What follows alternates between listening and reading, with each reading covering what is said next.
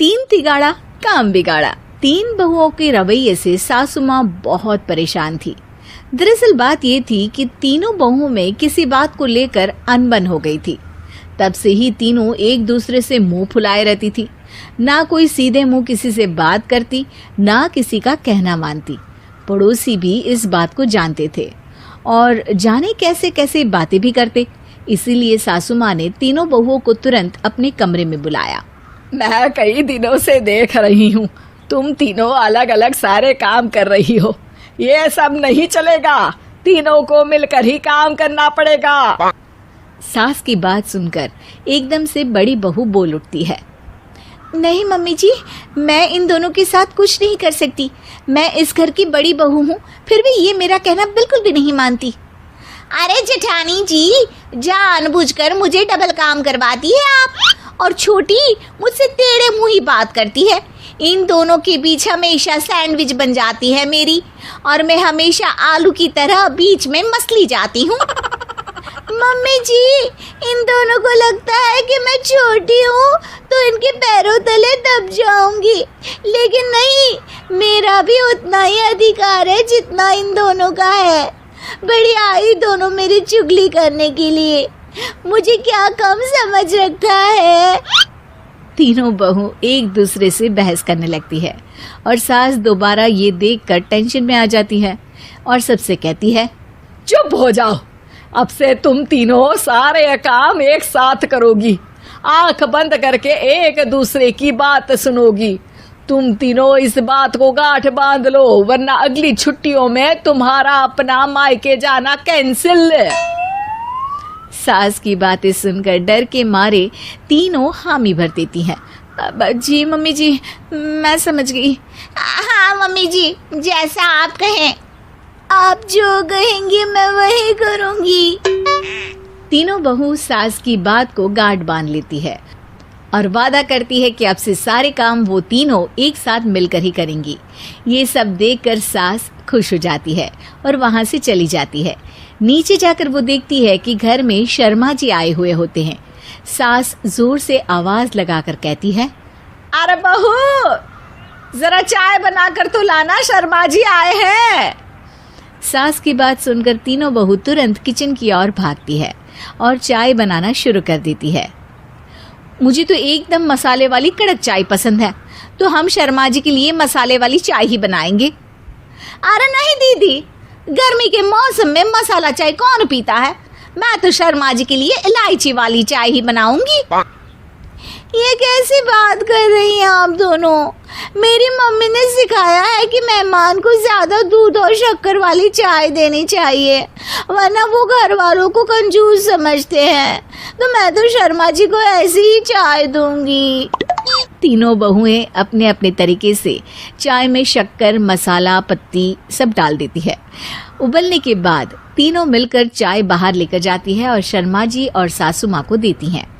चाय पीने के बाद शर्मा जी सासू माँ को देखकर शर्मा जाते हैं और शर्मिंदा महसूस करते हैं कि आखिर उन्होंने चाय पीने के लिए हामी क्यों भरी। सासू माँ भी चाय पीना शुरू करती है और कहती हैं, अरे बहू, ये कैसी चाय बनाई है? चाय है या मीठे दूध की बासुंदी? हाँ, चाय अच्छी नहीं लगी क्या? कोई बात नहीं, हम पराठा बनाकर लाते हैं। चलो चलो अंदर। हाँ हाँ चलो, हाँ आती हूँ मैं भी। नहीं नहीं, मेरा पेट चाय ने ही चौपट कर दिया, वही काफी है। पराठे से पोपट नहीं करवाना, मैं तो चलता हूँ। शर्मा जी चुपचाप पतली गली से निकल जाते हैं। अगले दिन सास बहुओं से कहती है, अरे बहू, जाओ जाके ऊपर के गेस्ट हाउस की सफाई कर दो। कल हमारे यहाँ मेरे दूर के रिश्तेदार आने वाले हैं, तो पूरे कमरे को चमका देना, समझी? तीनों बहू सास की बात को मानकर ऊपर सफाई करने चली जाती हैं और तीनों कमरे की सफाई चालू कर देती है। बड़ी बहू मकड़ी के जाले साफ करती है, तो बीच वाली झाड़ू लगाना और छोटी वाली सर्फ डालकर जमीन धोना शुरू कर देती है।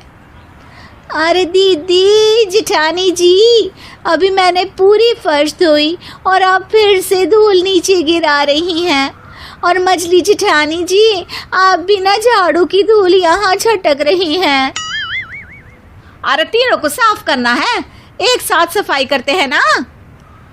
अरे वही तो, हम साथ साथ हैं, घर साफ साफ है। तीनों बहू ऐसे ही काम में उलझ जाती है और 2 घंटे तक एक ही कमरे की सफाई करती रहती है। बहुत देर से अपनी बहुओं को ना देखने के कारण सास ऊपर कमरे में उन्हें देखने जाती है, लेकिन कमरे में घुसती ही वो गीली फर्श पर फिसलने के कारण नीचे गिर जाती है।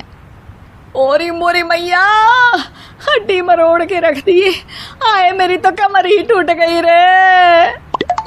तीनों बहुएं सास को उठाती हैं और बिस्तर पर सुला देती है। अरे मेरे हाथ पैर दर्द कर रहे हैं, दबा दो, आराम मिलेगा। हाँ जी माँ जी।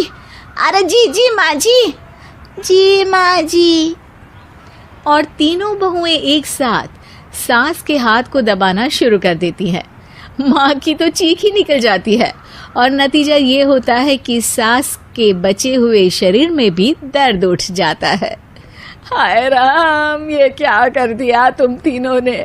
अरे मेरी तो किस्मत ही फूटी है कि तुम जैसी बहुएं मुझे मिली। हे भगवान, पूरे शरीर में दर्द बढ़ गया है।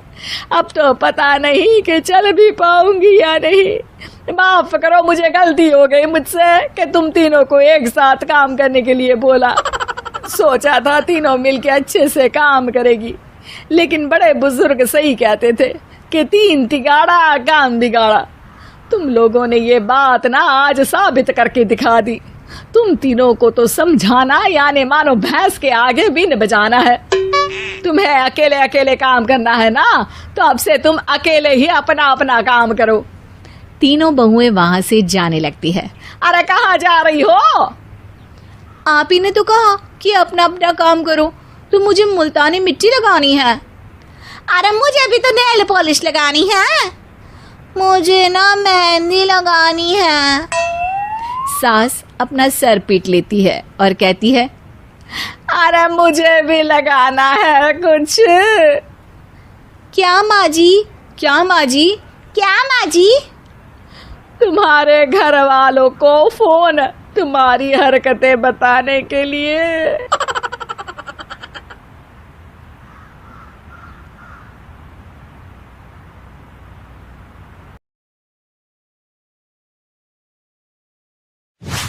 एक शाम प्राची टीवी पर सीरियल देख रही होती है, तभी उसकी सास वहां आती है। अरे सीरियल में तो ऐसे मग्न है जैसे आज रात का खाना पड़ोसी आकर बनाएंगे। मुझे पता ही नहीं था आपने अपने बेटे की शादी पड़ोस में भी की हुई है। हैं? मतलब? मतलब इस घर में सारा काम बहू ही करती है, आप तो सिर्फ खर्राटे मारती हैं। अच्छा जी, फिलहाल तो तुम आराम फरमा रही हो, चलो जाओ, ये मेरे टीवी देखने का समय है। आहा, इसीलिए मुझे भगाया जा रहा है। सॉरी, अब तो बिल्कुल नहीं जाऊंगी। प्राची की इस बात पर दोनों सास बहू के बीच टीवी रिमोट के पीछे बच्चों जैसे छीना झपटी शुरू हो जाती है, जिसके बीच श्लोक भी काम से घर वापस आ जाता है। आज मेरी चूहे बिल्ली की जोड़ी किस बात पर झगड़ रही है? अरे तेरे बीवी मुझे टीवी नहीं देखने दे रही। अरे तुम्हारी मम्मी मुझे खाना बनाने के लिए फोर्स कर रही है। अरे वाह, ऐसे बेतुके रीजन पर तो बच्चे भी झगड़ा नहीं करते। अरे मुझे कुछ मत बोल, सब इसने ही शुरू किया है। हाँ हाँ, जैसे आप तो बहुत दूध की धूली है ना। अरे बस, दोनों चुप। प्राची जाओ, खाने की तैयारी करो। और माँ तुम छोड़ो, तुम्हें क्या बोलूं, शांति से अपना सीरियल देखो, मुझे दोबारा लड़ने की आवाज सुनाई नहीं देनी चाहिए। ऐसा बोलकर श्लोक वहां से चला जाता है, जिसके पीछे पीछे प्राची भी कुछ न कुछ बड़बड़ाते हुए रसोई में चली जाती है। हाँ हाँ, सासू जी को तो कुछ बोलेंगे ही नहीं, बस मुझ पर ही हुक्म चलता है, खाना बनाओ, जैसे मैं इनके घर में खाना बनाने के लिए आई हूँ। इसी तरह शाम बीतती है और रात को श्लोक और प्राची की सास खाना खाकर सोने चले जाते हैं, लेकिन प्राची गुस्से में कुछ खाए बिना काम में ही लगी रहती है। इस घर में किसी को घंटा फिक्र नहीं पड़ता, मैं खाऊं या भूखी रहूं। प्राची कुछ देर के लिए रसोई से बाहर जाती है और जैसे ही वापस आती है तो वहां दूध का भरा ग्लास देखकर हैरान रह जाती है। फिक्र पूरी है, बस दिखाना नहीं है। प्राची दूध पीकर सोने चली जाती है और अगली सुबह एक बार फिर सास बहू का कार्टून नेटवर्क स्टार्ट हो जाता है। ये तुमने ही किया है। अरे अजीब जबरदस्ती है, मैं बोल रही हूँ मैंने कुछ नहीं किया। दोनों ने मिलकर पूरे घर को पागल खाना बनाया हुआ है। यहाँ कोई नॉर्मल इंसान तो रह ही नहीं सकता, इसीलिए अब पड़ोसी क्या रिश्तेदार भी घर आने से कतराते हैं। और सुन बेटे, तू भी चंगा, तेरी माँ भी चंगी, तेरी बीवी भी चंगी, रिश्तेदार। हाँ जी, आपको नहीं पता क्या, गंगाधर ही शक्तिमान है, रिश्तेदार ही। हाँ हाँ, बस समझ गया। कभी जानवरों जैसे लड़ेंगी तो कभी जुगलबंदी करेंगी। भाई मैं आप दोनों के बीच में नहीं फंसना चाहता।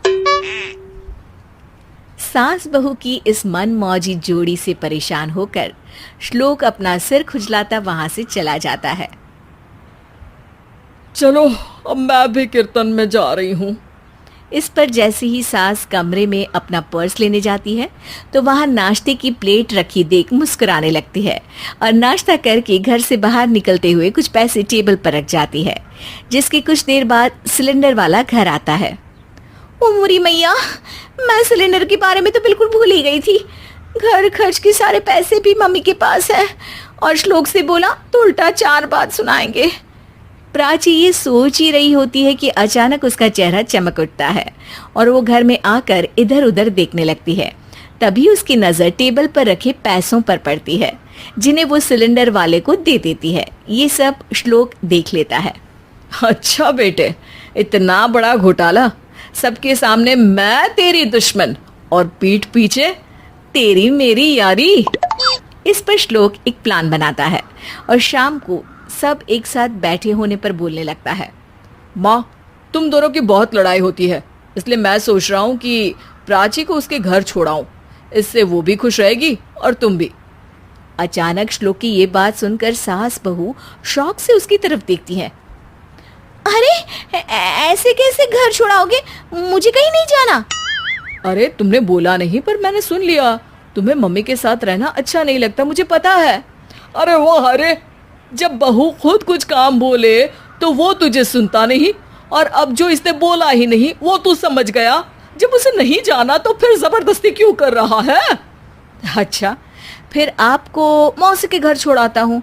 बस अब आप दोनों एक घर में एक छत के नीचे नहीं रह सकती। मैं इस टॉम एंड जेरी की जोड़ी को और नहीं झेल सकता। है? ऐसे कैसे नहीं रह सकते? तुम्हें इतनी दिक्कत है तो तुम्हारा बोरिया बिस्तर पैक कर देती हूँ, लेकिन मम्मी जी कहीं नहीं जाएंगी। बिल्कुल यही सुनना था मुझे। अगर दोनों में इतना ही प्यार है फिर हर वक्त ये लड़ाई का नाटक क्यों करती हो?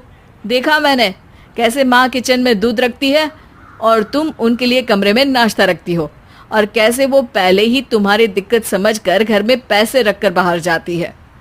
अरे भाई, इतना ड्रामा तो डेली सोप में भी नहीं होता जितना तुम दोनों ने इस घर में फैलाया हुआ है। तू हमें टॉम एंड जेरी बोलता है ना, तो याद कर वो दोनों भी एक दूसरे को बाहर वालों की बुरी नजर से बचाने के लिए हमेशा सबके सामने लड़ते थे, लेकिन अकेले में दिक्कत के समय मदद भी तो करते थे। बस हमारा रिश्ता भी कुछ ऐसा ही है। और वैसे भी अगर सास बहू में तू मैं नहीं होती तो दुनिया वालों को कहानियां कैसे मिलेंगी?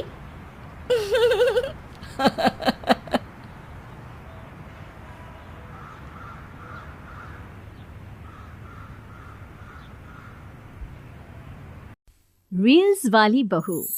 प्रज्ञा को रील्स बनाने का बड़ा ही क्रेज है और वो दिन भर रील्स बनाती रहती है, खाते पीते घूमते फिरते घर में कॉलेज में। रील्स बनाने के कारण प्रज्ञा पूरे कॉलेज में हाईलाइटेड है। जहां उसकी रील्स सभी को पसंद आते हैं, वहीं मनीषा चिंता में डूबी रहती है। एक रोज जब खाते हुए प्रज्ञा रील्स बना रही होती है तब मनीषा कहती है, 1 मिनट भी चैन नहीं है इस लड़की को। ये नहीं कि खाना तो आराम से खा ले, लेकिन नहीं, अरे थोड़ी देर रील्स नहीं बनाओगी तो आसमान नहीं टूट पड़ेगा। अरे मम्मी, इसी को तो कहते हैं डिटर्मिनेशन। तुम नहीं समझोगी ये सब। भगवान, इस लड़की को सद्बुद्धि दे। जब देखो तब टेढ़ा बाका मुंह बनाती रहती है। मनीषा की बात का प्रज्ञा पर जरा भी असर नहीं होता और वो खाते खाते रील्स बनाती रहती है। दिन बीतने लगते हैं और देखते देखते प्रज्ञा का कॉलेज भी खत्म हो जाता है। आए दिन कोई ना कोई मनीषा को प्रज्ञा की शादी करवाने का सुझाव दी जाता है। सब ठीक ही कहते हैं, प्रज्ञा की शादी कर देनी चाहिए। अपने घर के काम काज में व्यस्त हो जाएगी तो खुद ही ये रील्स और नाच गाना बंद हो जाएगा। मनीषा और प्रेम प्रज्ञा के लिए एक अच्छा लड़का ढूंढने लगते हैं और तभी विकी का रिश्ता प्रज्ञा के लिए आता है, जिसने प्रज्ञा को उसकी रील्स देखकर पसंद कर लिया था। अगले दिन विकी अपने माता पिता के साथ प्रज्ञा के घर पहुंच जाता है और प्रज्ञा साड़ी पहने हाथों में चाय की ट्रे लिए उनके सामने आती है। जब विकी को पसंद है तो हमें भी बहू पसंद है। बहन जी, आप बारात की तैयारी कीजिए। एक बार लड़का लड़की अकेले में बात कर ले तो अच्छा रहेगा। हाँ हाँ, क्यों नहीं। मनीषा विकी को प्रज्ञा के कमरे में भेजती है, जहां प्रज्ञा पहले से ही रील्स बना रही होती है। तभी विकी कहता है, आ गए आपके साजन जी, हमारे साथ ये रील्स कंप्लीट करती तो और भी अच्छा रहता। अच्छा जी, अब आ ही गए हैं तो बना ही लेती हूँ आपके साथ। दोनों मिलकर रील्स बनाते हैं। जब वी मीट और तुरंत पोस्ट भी कर देते हैं। फिर विकी कहता है, जब आप साड़ी में चाय लेकर आए तब मुझे लगा कि कहीं मैं गलत घर में तो नहीं आ गया। अब सही है। दोनों की शादी पक्की हो जाती है और शादी के दिन भी प्रज्ञा रील्स बनाने से चूकती नहीं, यहाँ तक कि बारात के समय भी नाचते हुए रील्स बनाती है। सभी लोग प्रज्ञा की तारीफ के पुल बांध देते हैं और प्रज्ञा नाचती गाती अपने ससुराल चली जाती है। सब कुछ अच्छा चल रहा होता है। प्रज्ञा यहाँ भी दिन भर हर चीज की रील्स बनाती रहती है, लेकिन कुछ दिनों के बाद जब सुनीता कहती है, बहू, ये रील्स के साथ साथ कुछ काम भी कर लिया करो। वैसे तुझे और क्या क्या बनाना आता है? मम्मी जी, वैसे तो सब कहते हैं कि मैं सब कुछ अच्छा बनाती हूँ, लेकिन मुझे लगता है कि मैं मैगी अच्छा बना लेती हूँ। हाँ, कॉफी भी अच्छा बना लेती हूँ और मुंह तो सबसे अच्छा बना लेती हूँ। हैं? अच्छा अच्छा। सुनीता अपना माथा पकड़ लेती है और कहती है, बहू, कुछ खाना बनाना भी सीख लेती। मम्मी जी, मैं लंबी प्लानिंग कर रही हूँ। जल्दी ही मैं इतनी फेमस हो जाऊंगी कि मुझे पैसे मिलने लगेंगे। हम दोनों सास बहू राज करेंगे, राज नौकर काम करेंगी और लोगों की तो लाइन लगेगी हमसे मिलने के लिए। तेरा दिमाग खराब हो गया है क्या बहू? हंसी मजाक तक ठीक है, लेकिन इस तरह घर नहीं चलते। जितना जल्दी हो इस घर के तौर तरीकों को सीख लो। प्रज्ञा मुंह घुमाकर चली जाती है और तुरंत उसी वक्त एक रील बनाती है। ये देख सुनीता का गुस्सा 7वें आसमान पर चला जाता है और विकी के घर आती ही सुनीता उसे सब कुछ बताती है। विकी भी अब प्रज्ञा की इन हरकतों से परेशान हो जाता है। तुम टेंशन मत लो मम्मा, मैं देख लूंगा। विकी कमरे में जाता है तो देखता है कि प्रज्ञा रील्स बना रही है। विकी बड़े ही प्यार से प्रज्ञा से कहता है, प्रज्ञा, इन सब के लिए मैं तुम्हें मना नहीं कर रहा हूँ, लेकिन फिर भी हर वक्त तो ये अच्छा नहीं लगता ना। समझने की कोशिश करो, मुझे भी तुम्हारा थोड़ा वक्त चाहिए। मैं जब ऑफिस से आता हूँ तो मुझे समय देने की जगह इसी में लगी रहती है। तुम ज्यादा ही सोच रहे हो। तुम भी मेरे साथ रील्स बनाओ ना, तुम्हें भी बहुत अच्छा लगेगा। तुम्हें इज्जत से कोई बात समझ में नहीं आती क्या? दिमाग खराब हो गया है तुम्हारा इस चकाचौंध से। अगर तुमने अपना रवैया नहीं बदला तो मैं तुमसे दूर चला जाऊंगा। तुम ही रिश्ता लेकर आए थे, मुझे लड़कों की कमी नहीं थी और ना आज है। विकी दरवाजा पटककर चला जाता है। धीरे धीरे विकी प्रज्ञा से दूर होता जाता है। एक रोज मनीषा प्रज्ञा के ससुराल उससे मिलने जाती है। तब सुनीता उससे कहती है, बहन जी, अब आई हैं तो कुछ दिन यहाँ रहकर जाइएगा, आप ही का घर है। हाँ मम्मी, बहुत दिन हो गए तुम्हारे साथ एक भी रील नहीं बनाई मैंने। प्रज्ञा तुरंत अपने फोन में रील्स ऑन कर लेती है। ये सब मुझसे नहीं होता। तेरा ये भूत अभी तक नहीं उतरा क्या? बहन जी, आप कुछ कहती नहीं क्या इसे? जब आप ही कुछ नहीं कर पाई तो मैं कर ही क्या सकती हूँ, सास तो वैसी ही बदनाम है। शाम को घर की लाइट चली जाती है और मनीषा प्रज्ञा से कहती है, मेरे घुटनों में बहुत दर्द हो रहा है, तू लाइट का कुछ इंतजाम करना बेटा। अच्छा कैंडल जला देती हूँ मम्मा। प्रज्ञा गाते हुए कैंडल जलाती है और खिड़की के पर्दे के पास रख देती है।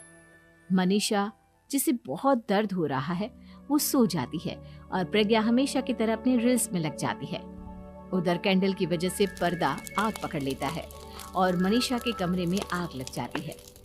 बचाओ, कोई है, बचाओ। सभी भागते हैं और विकी कमरे की आग बुझाने में लग जाता है, लेकिन तब तक मनीषा आधी जल चुकी थी। मनीषा की हालत देख प्रज्ञा रोने लगती है। विकी मनीषा को तुरंत हॉस्पिटल ले जाता है और उसे एडमिट कराता है। विकी प्रज्ञा से कहता है, देख लिया ना, तुम्हारे इस नाच गाने की वजह से आज तुम्हारी माँ की जान जाते जाते रह गई। अब पता नहीं तुम और क्या चाहती हो। उधर डॉक्टर कहते हैं, इनकी हालत बहुत नाजुक है, आधे से ज्यादा जल चुकी है। प्रज्ञा रोती हुई मंदिर में जाती है और भगवान के आगे जाकर कहती है, भगवान मेरी माँ को ठीक कर दो, मैं कसम खाती हूँ हाथ से ये रील्स बनाना छोड़ दूंगी, बस मुझे मेरी माँ वापस मिल जाए। 2 दिन बीत जाते हैं और मनीषा खतरे से बाहर आ जाती है।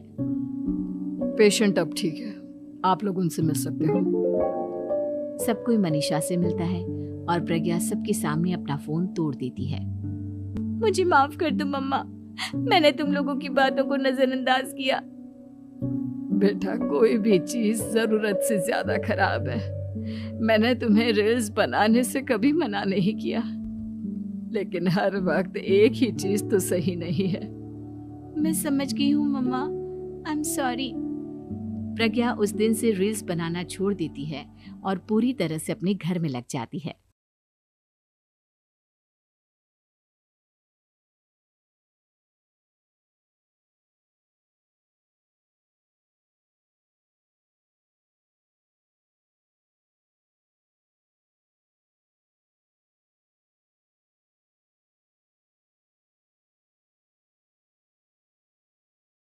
पीले दांत वाली बहू। रंजना कभी ब्रश नहीं करती थी। उसे कितनी बार उसके माँ बाप ने डांटा, लेकिन उसका कोई असर उस पर होता ही नहीं था, जिस कारण से उसके दांत पीले पीले हो जाते हैं। शादी के बाद अरे बहू, वैसे तो तुझ में कोई कमी नहीं है, पर तेरे दांत इतने पीले कैसे हैं बेटा? कैसे मतलब? कोई सर्जरी थोड़ी ना कराइए, वो तो क्या नाम, मैं ब्रश नहीं करती थी तो पीले हो गए। अब क्या करूं? आप कहें तो लाल करवा लूं या फिर काले? यार ये क्या है, क्यों माँ से लड़ रही हो? लड़ रही हूँ? अरे मैं लड़ रही हूँ या ये बोल रही है कि दांत पीले हैं, पीले? अरे तपस्या थोड़ी ना की है इन्हें पीले करने के लिए, बकायदा ब्रश नहीं किया है 20 साल तक, तब जाकर। छी, कैसी बात कर रही हो? ये उस वक्त तो पीले नहीं थे जब हम लोग तुम्हें देखने आए थे। अरे तब साफ करवा लिया होगा डेंटिस्ट के पास जाकर। अब देखो कैसे पीले पीले लग रहे हैं। रंजना सास की तरफ गुस्से से देखती है। फिर शुरू हो गई पीले पीले पीले। अरे पीले तो तब भी थे जब मेरे हाथ का रसगुल्ला उड़ा उड़ा कर खा रही थी और बोल रही थी, लड़की नहीं गुणों का खजाना दे रहे भाई साहब आप। खैर अब वो लोग करते भी तो क्या करते, पीले दांत वाली बहू पल्ले पड़ी थी तो झेलना तो था ही। एक दिन कीर्तन में रंजना गाना गा रही थी। अरे कमला बहन, माँ का द्वार है, यहाँ तो सब शुद्ध होकर आते हैं, फिर अपनी बहू को ब्रश भी नहीं करवाती तुम। दूर से पीले पीले दांत भक्ति में बाधा उत्पन्न कर रहे हैं। और कोई 2 साल के बच्चे थोड़ी ना लेकर आई हूँ मैं बहू बनाकर। अच्छी खासी लड़की है, अरे कैसे करवाऊं ब्रश? ये तो उसे खुद करना चाहिए ना। अब माँ बाप तो इसके जैसे तैसे निपटा दिए, ये नहीं सोचा कि सास कैसे संभालेगी। सास बहू को लेकर घर आ जाती है, लेकिन सोच लेती है कि अब इसे लेकर कहीं नहीं जाएगी। अगले रोज बहू कहती है, अरे क्या हो गया, मंदिर नहीं जाना क्या? कीर्तन का वक्त हो रहा है, मेरी मधुर वाणी से कान्हा जी जागते हैं और सोते हैं। आप तो जानती है ना उनकी भक्ति में कितना मन लगता है मेरा। वो क्या है ना, तबीयत ठीक नहीं लग रही है मेरी, आराम करूंगी मैं। तबीयत ठीक नहीं लग रही? अभी तो मिथुन के गाने पर नाच रही थी आप, और अब बोल रही है कि तबीयत ठीक नहीं लग रही। अरे भक्ति में मन लगा लो सासू माँ, ऊपर जाना है, क्या मुंह दिखाओगी आप? हाँ, सास को बहू की बात पर गुस्सा आ जाता है। मैं क्या मुंह दिखाऊंगी, इसकी चिंता तो ना कर, समझी? अपने मुंह की चिंता कर, जो ये पीले पीले दांत लेकर हर जगह पहुंच जाती है। पता है लोग कितना मजाक बनाते हैं। ना जी ना, मैं नहीं जाना कहीं तेरे साथ। तो ये बात है। कोई ना, मत जाओ, मैं अपने कमरे में ही बैठकर भक्ति कर लूंगी। ऊपर वाला दांत थोड़ी ना देखता है, मन देखता है, भावना देखता है। और अरे बस बस, तू सब कुछ दिखा, बस ये सफेद चमकदार दांत ना दिखाना किसी को, है? जा यहाँ से। बहू को सास की बात का कोई फर्क नहीं पड़ता, वो तो जैसी थी वैसी ही रह जाती है। सुबह नहाकर किचन में खाना बनाना, फिर खाना खाना, कीर्तन भजन करना और सो जाना। एक दिन, माँ जी, मैं सहेली के घर जा रही हूँ, शाम को लेट आऊंगी। हाँ, तो जाना, मैंने कौन सा तेरी आरती करनी है घर पर बैठकर। रंजना सहल के घर जाती है, जहाँ वो पार्टी में जाने की तैयारी कर रही होती है। अरे शिखा, कहाँ जाने की तैयारी कर रही है? मैं गलत वक्त पर आ गई क्या? अरे नहीं यार, उल्टा सही वक्त पर आई है। मैंने ये साड़ी और ज्वेलरी निकाली है यार, शाम को इनके ऑफिस की एक पार्टी में जाना है। बताना कैसा लग रहा है ये सब? नहीं यार, इस ड्रेस के साथ तो वो वाली ज्वेलरी अच्छी लगेगी। हाँ, सही बोल रही है, मैंने ध्यान ही नहीं दिया। वैसे तो हमेशा से मस्त फैशन सेंस रखती है। तो बड़ा जाती होगी ना पति के साथ पार्टी में। रंजना कुछ नहीं बोलती, बस सोचती है कि यार काश ये बात सही हो जाती, पर मैं क्यों नहीं जाती पार्टी में? क्या इन लोगों की कोई पार्टी होती नहीं होगी? रंजना घर आती है और रात में पति से सवाल करती है। एक बात बताइए, आप मुझे किसी पार्टी में क्यों नहीं ले जाते? क्या आपके यहाँ ऑफिस में पार्टी नहीं होती? पति बेचारा क्या कहता कि दांत पीले हैं तुम्हारे इसलिए। अरे कोई पार्टी होती नहीं हम लोगों के ऑफिस में, तो कहाँ से लेकर जाऊं? और मार्केट, मॉल, कहीं वीकेंड घूमना, कहीं तो। अरे यार, सारे हफ्ते में एक छुट्टी मिलती है, तो सोचता हूँ कि आराम ही कर लूं। क्यों? रंजना मन मार के रह जाती है। पहले कभी सास के साथ मंदिर जाया करती थी, लेकिन वो भी सास ने ले जाना बंद कर दिया। घर बैठी बैठी रंजना बोर हो जाती है। तभी उसे आइडिया आता है और वो मायके जाने का सोचती है। सासू माँ, 2 दिनों के लिए मम्मी के घर जा रही हूँ। अच्छा ठीक है, आराम से जा। और हाँ, माँ से कुछ अच्छी आदत सीख कर आना कि कैसे शरीर के हर भाग की तरह दांतों की सफाई भी जरूरी होती है, समझी? शुरू हो गई ना आप? वो लोग आपकी तरह नहीं है कि छोटी छोटी बात का बतंगड़ बना दे। उन लोगों के लिए मैं मायने रखती हूँ, ना कि मेरे पीले पीले दांत। रंजना माँ को बिना बताए उन लोगों को सरप्राइज देती है, लेकिन जैसे ही वो दरवाजे पर पहुंचती है, अंदर देखती है कि घर वाले कहीं जा रहे होते हैं। अब माँ, काश रंजना दीदी के दांतों वाली प्रॉब्लम नहीं होती, तो वो भी हम लोगों के साथ चलती ना बुआ जी की बेटी की शादी में। हाँ बेटा, लेकिन अब उसे कौन समझाए कि उसको उसके पीले दांत नहीं दिखते, लेकिन उसके आसपास के लोगों को कितना एम्बैरेसिंग फील कराते हैं। मुझे तो कितनी बार उसके स्कूल की टीचर ने शिकायत की कि उसके साथ कोई लड़की बैठना भी नहीं चाहती, और ना ही कॉलेज में कोई उससे बात करना चाहता था। लेकिन पता नहीं क्यों उसे ये बात समझ में ही नहीं आती। कोई कमी नहीं है उस लड़की में, बस यही कि दांत पीले हैं। वो तो भला हो जीजा जी और उनकी माँ का, जो दीदी को जैसी है वैसे ही रखा हुआ है। रंजना को अपने घर वालों की बात सुनकर बहुत दुख होता है। वो सोचती है कि वो क्या करे, लेकिन फिर वो सीधा डेंटिस्ट के पास जाती है, अपने दांत चमकाती है और कसम खाती है कि वो रोज ब्रश करेगी। और क्या हो गया? तुम तो 2 दिनों के लिए गई थी ना, पर कोई ना, अच्छा है, चलो आ गई तो। रंजना सास के सामने आकर खड़ी हो जाती है और पूरी स्माइल करती है, उसके चमकदार दांतों को दिखाती हुई। चले मंदिर।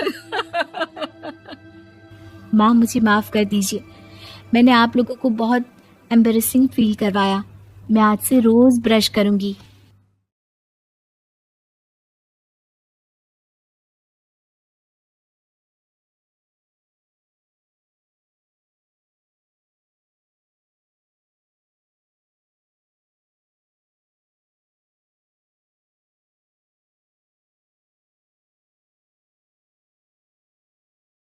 फाइव जी बहू।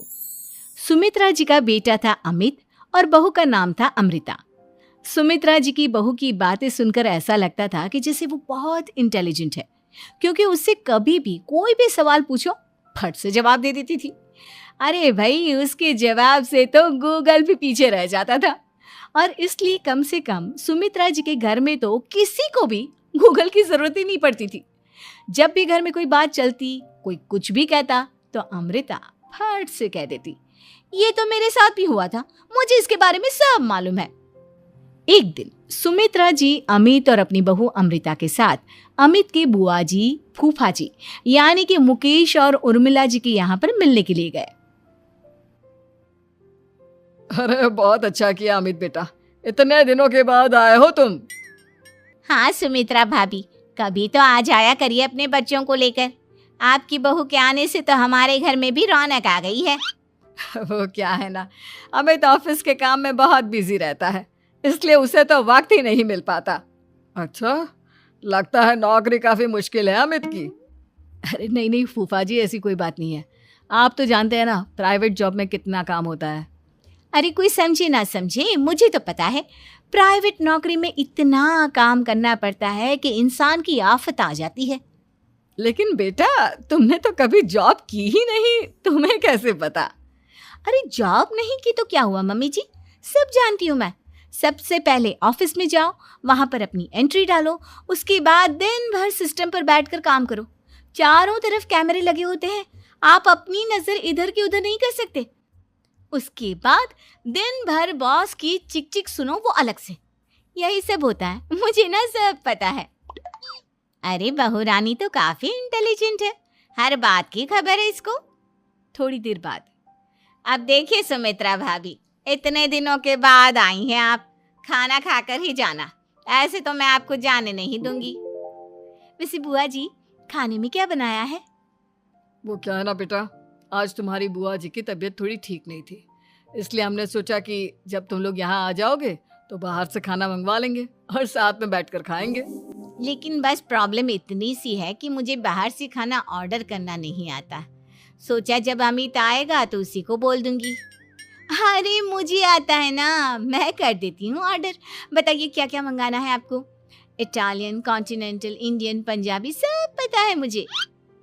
क्या बात है बहू, क्या घर में भी खाना रोज बाहर से ऑर्डर करती हो?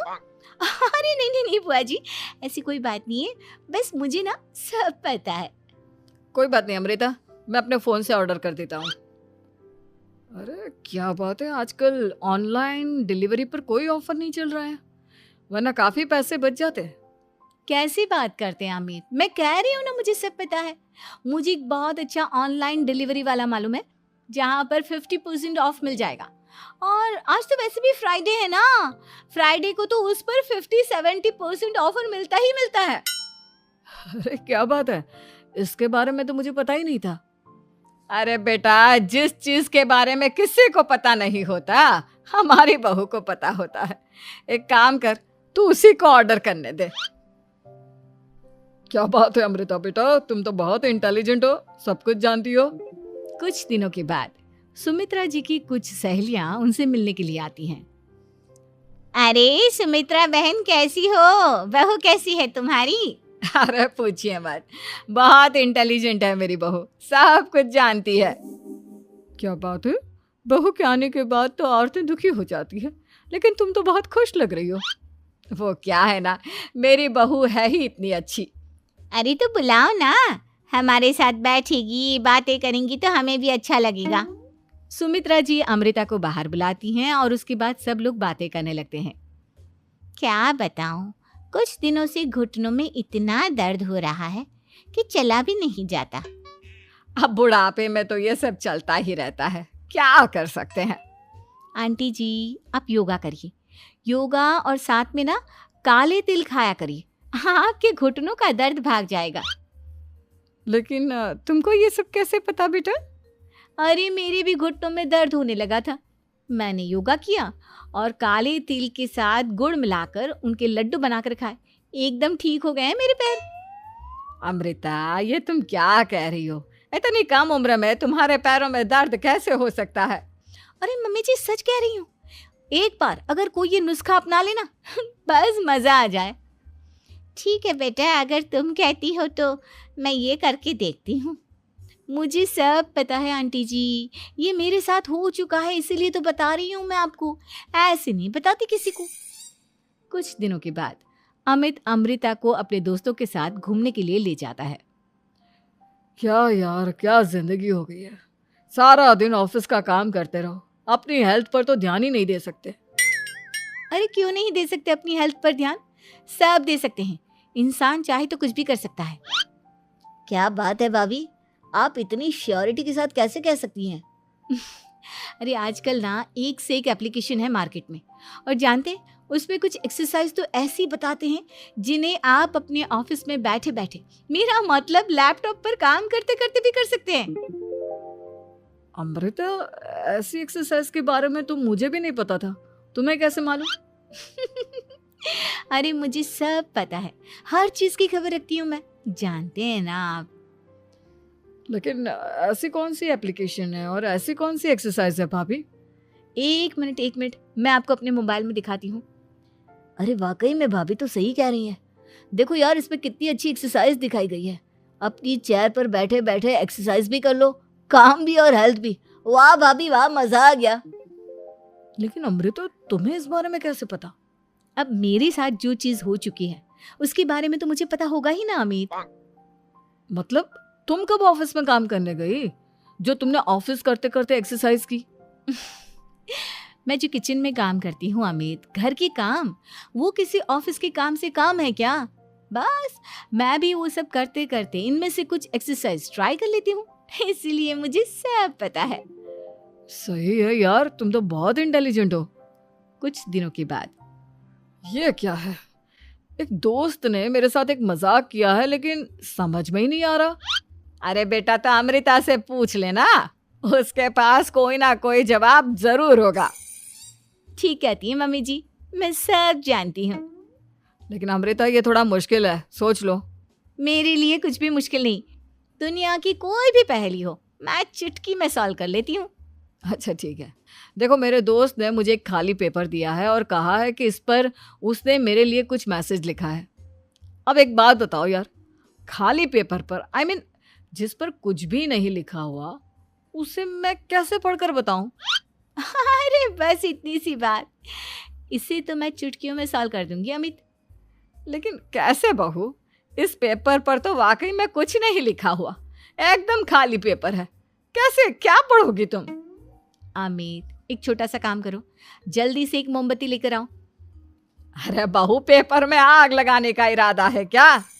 नहीं मम्मी जी, इस पेपर पर अमित के दोस्त का लिखा हुआ मैसेज पढ़ने का इरादा है। अमित कैंडल लेकर आता है। अब ना बस इस पेपर को धीरे धीरे कैंडल के ऊपर घुमाते रहो, देखना 2 ही मिनट में मैसेज आपकी आंखों के सामने होगा। अच्छा ठीक है, मैं ऐसा करके देखता हूँ। 2 मिनट के बाद अरे वाकई में इस पर तो अक्षर बनने लगे, लेकिन ये हुआ कैसे और अमृता तुम्हें कैसे पता? बहुत सिंपल है मम्मी जी, अमित के दोस्त ने नींबू के रस से मैसेज लिखकर उसे सुखा दिया।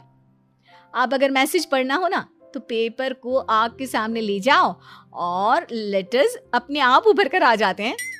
वाह बहू, लेकिन तुम ये सब कैसे जानती हो? अरे मम्मी जी, जब मैं छोटी थी ना तो अपनी सहेलियों के साथ ऐसे ही गेम खेला करती थी, ये तो मेरे साथ कितनी बार हो चुका है, मुझे सब पता है। थैंक यू यार अमृता, तुम्हारी वजह से हमें कुछ भी सोचने की जरूरत ही नहीं पड़ती, तुम सब कुछ बता देती हो।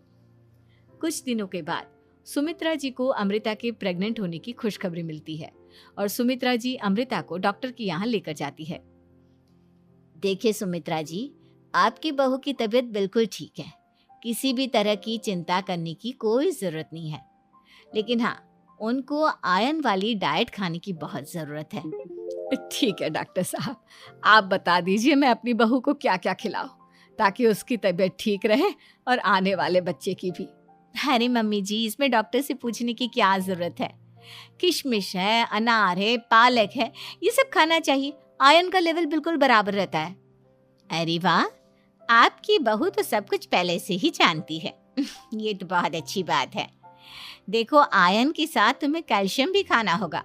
जानती हूँ मैं, अगर आयरन की खाली सप्लीमेंट लेते हैं और कैल्शियम नहीं लेते तो बॉडी उसे अच्छे से एब्जॉर्ब नहीं कर पाती। सब पता है मुझे। बहू ये भी मालूम है? हाँ मम्मी जी, आप तो जानती है ना, मुझे सब पता है। आपकी बहू की बातें सुनकर अच्छा लग रहा है। मुझे ऐसी बहुत कम लड़कियां मिलती हैं जिन्हें इतनी नॉलेज होती है, सारे सवालों के जवाब देती है। और हमारे इंडिया में तो वैसे भी हालात बहुत खराब है। बिल्कुल ठीक कह रहे हैं आप डॉक्टर साहब, लेकिन मैं उन लड़कियों की तरह नहीं हूँ। बहुत ख्याल रखती हूँ मैं हर चीज़ का। और जानती हैं आप, हमारे घर में तो किसी को किसी चीज़ के बारे में गूगल करने की ज़रूरत ही नहीं पड़ती। बिल्कुल ठीक कह रही है अमृता। अरे कुछ भी पूछ लो, इसे सब पता होता है। अरे वाह, तुम तो बड़ी कमाल की लड़की हो। चलो, ये तो बहुत अच्छी बात है, लेकिन फिर भी डॉक्टर की सलाह पर पूरा ध्यान देना चाहिए। वैसे क्या चाहिए तुम्हें, बेटा या बेटी? अरे डॉक्टर साहब, कुछ भी हो जाए, बस बच्चा अच्छे से हो जाना चाहिए। मुझे तो दोनों में से किसी से कोई भी परेशानी नहीं। और सुमित्रा जी, आप? डॉक्टर मैडम, मुझे तो लड़के और लड़की में कभी भेद करने की आदत ही नहीं है। पोता आए या पोती, मेरे लिए तो दोनों एक बराबर है। सुनकर अच्छा लगा। वैसे आप जानती हैं, हमारे यहाँ पर तो लोगों को बड़ी बेचैनी रहती है ये जानने की कि पेट में लड़का है या लड़की। लेकिन विदेशों में ऐसा नहीं होता। हाँ, वहाँ पर तो सब कुछ पहले से ही बता देते हैं ना। ये भी कोई बात हुई भला? लेकिन तुम्हें कैसे पता कि वहां पर सब कुछ पहले ही बता देते हैं? अच्छा हाँ, तुम तो सब कुछ पहले से ही जानती हो ना। तुम्हारे साथ तो सब कुछ पहले से ही हो चुका होता है। नहीं मम्मी जी, ये तो मेरे साथ पहली बार हो रहा है, इसलिए मैं ये डायलॉग नहीं बोल सकती। अमृता की बात सुनकर सुमित्रा और डॉक्टर दोनों हंसने लगते हैं।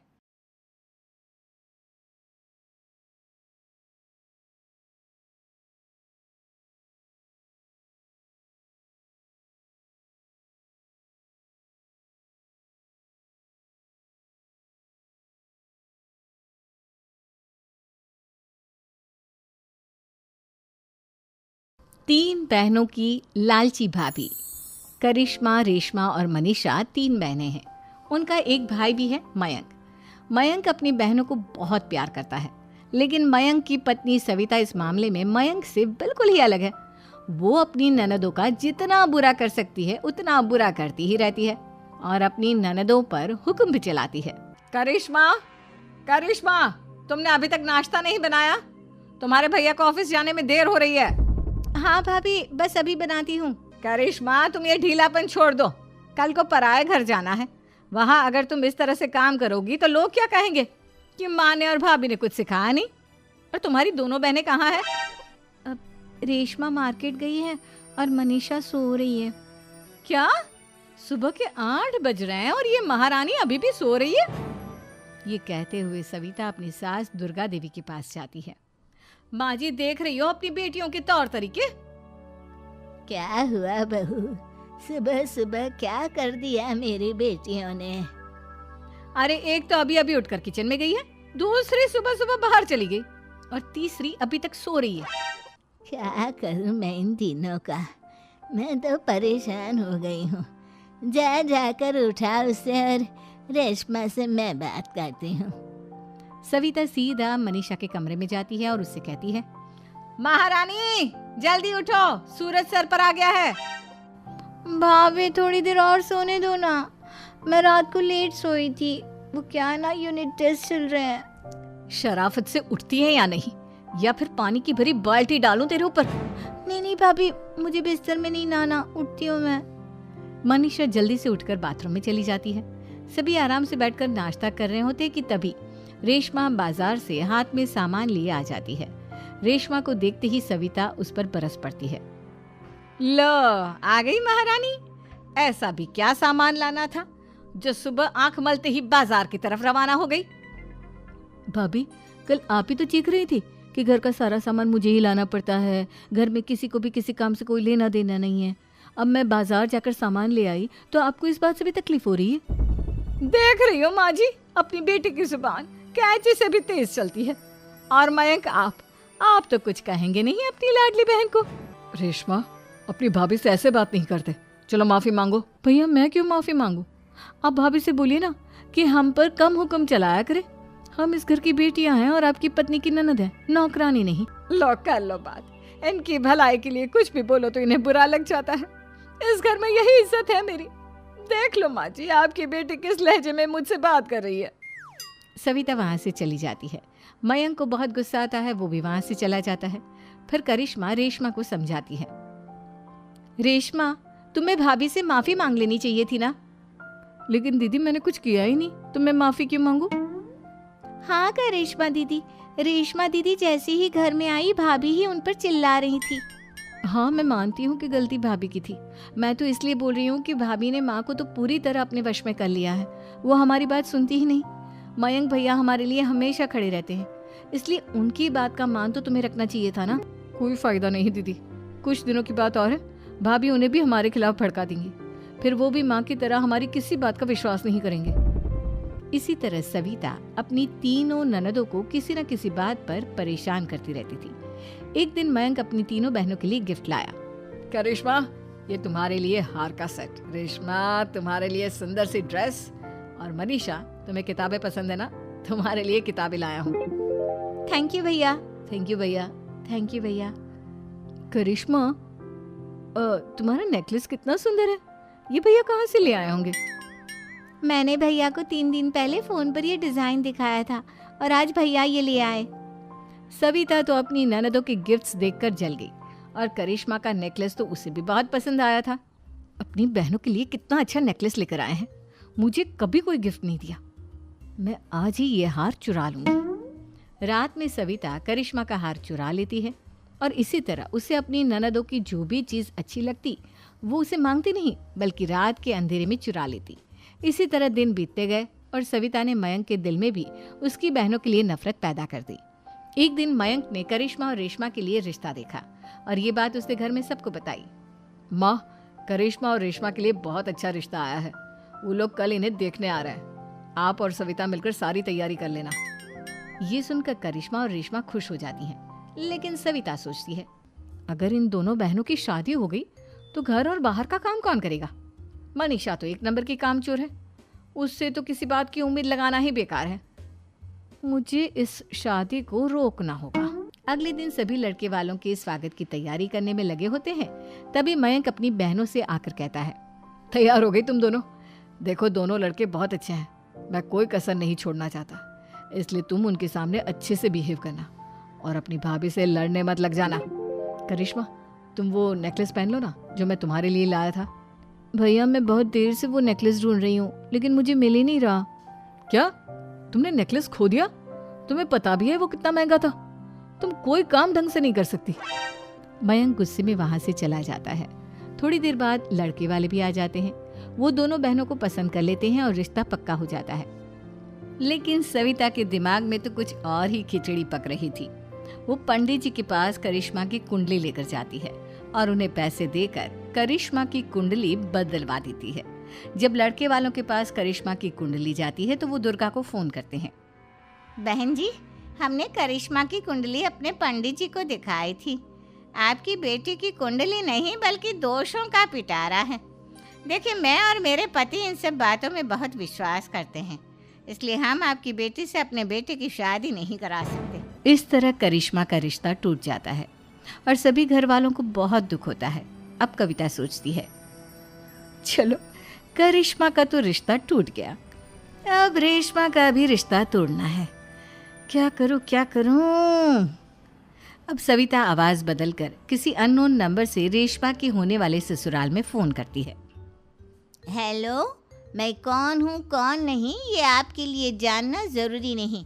बस इतना सुन लो कि रेशमा का 2 साल से किसी के साथ अफेयर चल रहा है। बस रेशमा का रिश्ता तोड़वाने के लिए सविता का इतना कहना काफी था।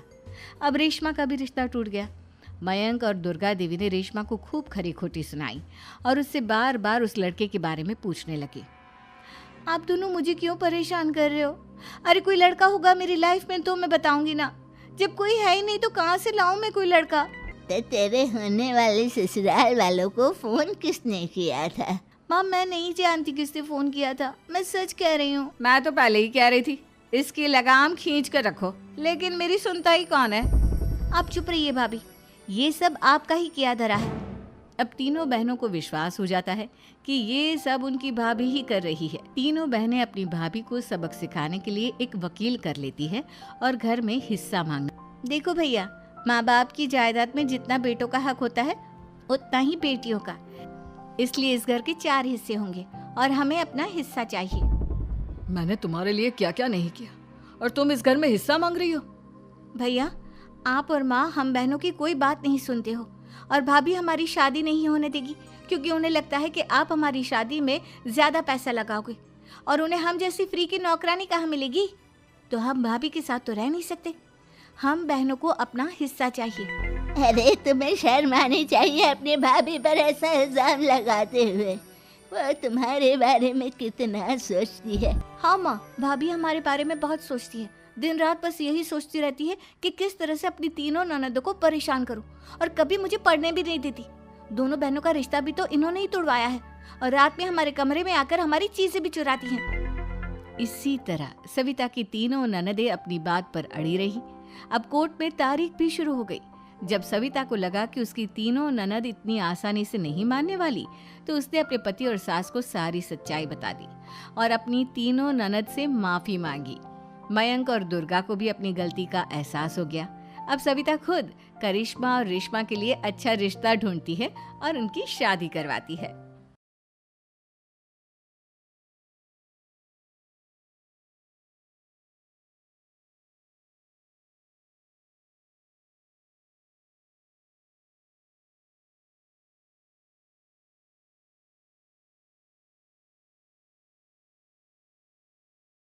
केजीएफ वाली बहू। निर्मला जी के बेटे सुमित की शादी नव्या के साथ हो गई और निर्मला जी बहुत खुश थी क्योंकि बहू रानी दिखने में बहुत खूबसूरत थी और नेचर भी अच्छा था। निर्मला जी का बहुत अच्छे से ख्याल रखती थी, कभी किसी से झगड़ा नहीं करती थी। लेकिन निर्मला जी की बहू में कुछ तो अनोखा था और वो ये था कि केजीएफ मूवी देखने के बाद केजीएफ मूवी के हीरो की बहुत बड़ी फैन बन गई थी और बस हर वक्त उसे ही कॉपी करने की कोशिश करती रहती। बस एक यही आदत की वजह से निर्मला जी को कभी कभी उस पर गुस्सा आ जाता। बाकी सब कुछ ठीक था। सुमित बेटा, तुम नव्या को समझाने की कोशिश क्यों नहीं करते? अरे बार बार केजीएफ के हीरो की तरह भेस बदल कर घूमती रहती है कॉलोनी में, सब देख देख कर हंसते हैं। क्या करूं मम्मी, मैंने उसे कई बार कहा कि बहू हो बहू की तरह रहा करो, लेकिन उसके सर पर तो केजीएफ का भूत सवार है, किसी की सुनती ही नहीं। ठीक है बेटा, तो ऑफिस जा, मैं एक बार और उससे बात करने की कोशिश करती हूँ। थोड़ी देर के बाद नव्या अपने कमरे से निकलकर बाहर आती है। अरे बहू, ये क्या, तुम फिर से केजीएफ की एक्टर बन गई? मम्मी जी, आपको पता है ना, मैं उसकी पर्सनालिटी से बहुत इम्प्रेस्ड हूँ और मेरी फेवरेट मूवी है ये। जानती हैं, मैंने तो सारे डायलॉग्स भी रट कर रख लिए हैं। अरे बेटा, लेकिन थोड़ा बहुत समाज की भी तो परवाह करनी पड़ती है ना। तुम इस तरह घूमती हो, सब लोग क्या सोचते होंगे, थोड़ा तो डरा करो। मम्मी जी, डर होना चाहिए और दिल में होना चाहिए, वो अपुन के नहीं सामने वाले के दिल में होना चाहिए। अरे तुम फिर से केजीएफ के डायलॉग मारने लगी। अरे पता नहीं कब समझोगी। डोंट वरी मम्मी जी, मैं अभी आपके लिए गर्मा गर्म कॉफी बना कर लाती हूँ, उसके बाद आपकी सारी टेंशन रफू चक्कर हो जाएगी। कुछ दिनों के बाद। नव्या, नव्या कहाँ हो तुम? मैं यहाँ हूँ। अरे क्यों इस तरह केजीएफ का हीरो बनकर घूम रही हो? कभी तो मेरी बीवी बनकर रह लिया करो। छोड़ो ना सुमित, अच्छा बताओ, मुझे आवाज किस लिए दे रहे थे? क्या बताऊं यार, मेरे बॉस ने मुझे इतना काम दे दिया है ना, पूरी तरह से परेशान हो गया हूँ। ऐसा लगता है ऑफिस नहीं युद्ध पर जाता हूँ। अरे बेटा, परेशान क्यों होता है? ला, मैं तेरा सर दबा देती हूँ, दुखी मत हो, काम तो सबको करना ही पड़ता है। लेकिन मम्मी, ऑफिस में आजकल बहुत काम रहता है, थक जाता हूँ मैं। जानता है बेटा, जब तू छोटा था ना, तो मैं ऑफिस और तुझे संभालने का सारा काम करती थी, तब मुझे भी ऐसा ही लगता था। लेकिन कुछ दिनों के बाद सब ठीक हो जाएगा बेटा। सही कह रही है मम्मी जी, तुम अपने आप को ऑफिस में काम करने की वजह से योद्धा समझते हो, लेकिन जानते हो, इस दुनिया में सबसे बड़ा योद्धा एक माँ होती है। अरे ये डायलॉग तो मैंने कहीं सुना है। जरूर सुना होगा, केजीएफ फिल्म का डायलॉग, भला किसने सुना नहीं होगा। हे भगवान, कोई मेरी बीवी के सर से केजीएफ का भूत उतार दे। कुछ दिनों के बाद नव्या, सुमित तो ऑफिस चला गया। एक काम करते हैं, हम दोनों मार्केट चलते हैं, मुझे कुछ शॉपिंग करनी थी। ठीक है मम्मी जी, मैं अभी तैयार होकर आती हूँ। थोड़ी देर बाद नव्या फिर से केजीएफ फिल्म के हीरो की तरह गेटअप रखकर आ जाती है। अरे तुम फिर से ये बन गई। चलिए ना मम्मी जी, आप जानती है ना मुझे ऐसे रहना बहुत पसंद है। प्लीज प्लीज प्लीज मम्मी जी। अच्छा ठीक है, चलो। मार्केट में निर्मला जी को उनकी एक सहेली मिलती है। अरे निर्मला, ये तुम किसे साथ में लेकर घूम रही हो? लगता है फिल्म का हीरो निकलकर तुम्हारे साथ आ गया है। मेरी बहन, क्या बताऊं, ये फिल्म का हीरो नहीं है। अच्छा, ये तुम्हारा बेटा होगा। बहुत दिनों से देखा नहीं ना, इसलिए पहचान नहीं पाई मैं। अरे नहीं नहीं, मेरी पूरी बात तो सुनो। ये मेरी बहू है नव्या। है? लेकिन दिखने में तो ये बिल्कुल केजीएफ के एक्टर की तरह नजर आ रही है। हाँ, वो क्या है ना, इसे इसी तरह रहना पसंद है। क्या बात है बहू, शहर में इस तरह घूम रही हो, तुम्हें बिल्कुल भी अजीब नहीं लगता? लोग तुम्हारे बारे में क्या कहेंगे? आंटी जी, जो शहर में रहने आता है ना, वो उसके बारे में सीखता है, और जो राज करने आता है ना, वो शहर को अपने बारे में सिखाता है। और मैं इस शहर को अपने बारे में सिखा रही हूँ। अरे ऐसा ही कुछ तो केजीएफ पिक्चर के हीरो ने भी बोला था ना अपनी फिल्म में। ये हुई ना बात, सही पहचाना आपने, केजीएफ फिल्म के हीरो का ही डायलॉग है ये। निर्मला जी और नव्या को मार्केट में शॉपिंग करते करते शाम हो जाती है, और शाम को घर लौटते वक्त एक सुनसान सड़क पर अचानक से एक चोर उनके सामने आकर खड़ा हो जाता है। चुपचाप अपना सारा रुपया, माल, पैसा मुझे दे दो। क्यों दे दे पैसे? तुमने दिए क्या सामान खरीदने के लिए? ओए चुप कर। और इस तरह बहुरुपया बनकर क्यों घूम रहा है? अरे घूम रहा नहीं, घूम रही है, बहू है ये मेरी। लेकिन देखने में तो तुम्हारा बेटा जैसा लगता है। वैसे कुछ भी कहो, बेटा है बड़ा हैंडसम। अरे चुप कर, कहा ना बेटा नहीं, बहू है मेरी, बहू है। अच्छा ठीक है, तो ऐसे कहता हूँ, तुम्हारी बहू बहुत हैंडसम है। ओए मिस्टर चोर, ज्यादा बातें बनाने की जरूरत नहीं है, चुपचाप यहाँ से निकलो, तुम्हें कुछ नहीं मिलने वाला। ऐसी बात है? एक मिनट रुको, ये देखो मेरे हाथ में गन है ना, गन, तुम दोनों का भेजा उड़ा दूंगा। नव्या लपक कर वो गन चोर से छीन लेती है। ट्रिगर पे उंगली रखने वाला हर कोई शूटर नहीं होता, और उनकी औकात उनको चाहने वालों के अलावा और कोई समझ नहीं सकता। क्या बोले रे? ये लाइन तो मैंने कहीं सुना है। अरे सुना होगा, जरूर सुना होगा, क्योंकि केजीएफ फिल्म तो सबने देखी है ना। मेरी बहू तो दिन में 4-4 बार देखती है, उसी का डायलॉग है ये। अरे वाह आंटी जी, बहुत कमाल की है आपकी बहू, चलता फिरता केजीएफ का एक्टर ही लगती है। एक काम करो, अब तुम यहाँ से चलते फिरते बनो, वरना तुम्हारी ये जो नकली गन है ना, इसी से नकली गोली चलाकर तुम्हारा नकली भेजा उड़ा दूंगी। चोर डर के मारे वहां से भाग जाता है। कुछ दिनों के बाद एक दिन सुमित नव्या से कहता है, नव्या, मेरे कुछ दोस्तों ने शहर के बाहर जो बड़ा सा गार्डन है ना, वहाँ पर गेट टुगेदर का प्लान बनाया है। तुम भी सही वक्त पर रेडी हो जाना, हम भी चलेंगे। रेडी होने में तो मैं माहिर हूँ, और आप तो जानती ही है ना मैं कैसे रेडी होती हूँ। नव्या प्लीज, इस बार मेरी बीवी की तरह बनकर तैयार हो जाना। केजीएफ का एक्टर फिर कभी बन लेना। नहीं सुमित, मैं तुम्हारे दोस्तों से पहली बार मिल रही हूँ। मैं अपना असली हुनर तो दिखाऊंगी ना उन्हें, ताकि उन्हें भी पता चले कि तुम्हारी बीवी बीवी नहीं बल्कि एक बहुत फेमस फिल्म का स्टार है, स्टार। ठीक है, तुम्हारी जिद के आगे मेरी कहाँ चलने वाली है। और फिर सुमित अपनी बीवी को लेकर अपने दोस्तों के पास पहुंचता है। यह है मेरी पत्नी नव्या। अरे मुझे तो लगा ये तुम्हारा कोई नया दोस्त है।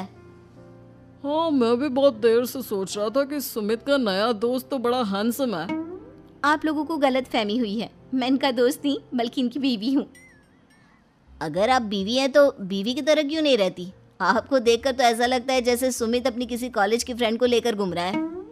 अब क्या बताऊँ यार, तुम लोग ही समझाने की कोशिश करो, मेरी तो कोई बात नहीं सुनती।